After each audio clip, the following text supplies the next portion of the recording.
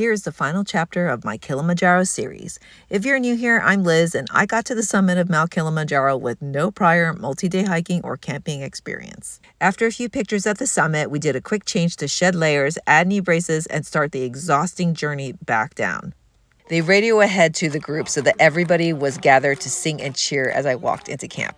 This isn't the actual footage. This is the last day of our trip, but having everybody there when I came into camp was one of the most moving parts of the whole trip. I was so relieved and happy in that moment, and I will be eternally grateful to the guys who stayed with me for over 12 hours to get me up and down that mountain. The rest of the camp had 30 minutes of sleep, and we're heading out to the next camp to get down from this altitude.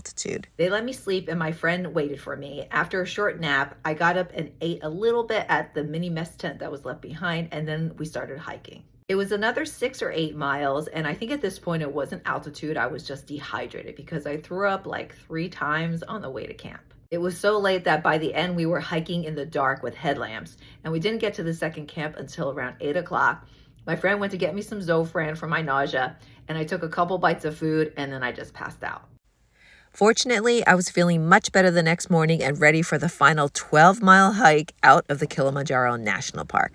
When descending, there's no more pole, just get out as fast as possible. My leg pain was really bad. As we got closer to civilization, we also became more aware of how dirty we were. But we were positively giddy on the bus ride back to the hotel, eager for a hot shower. Hazel and I were hobbling around, and she reminded me, we paid for this pain. I had numbness in my toes and both feet, which lasted for about 4 months, and I think it was some nerve damage. People say I'm not selling the Kilimanjaro experience, and I'm not, because it's hard and you need to know what to expect if you want to attempt this. But after this experience, my perspective on my life and myself has changed for the better. I've gained more confidence, belief in myself, and my ability to overcome challenges. Although this will probably be the last high-altitude adventure I take, Kilimanjaro's impact on me will last forever. Like, follow, and subscribe to my travel channel and get my practical tips from traveling to over 40 countries. See you out there.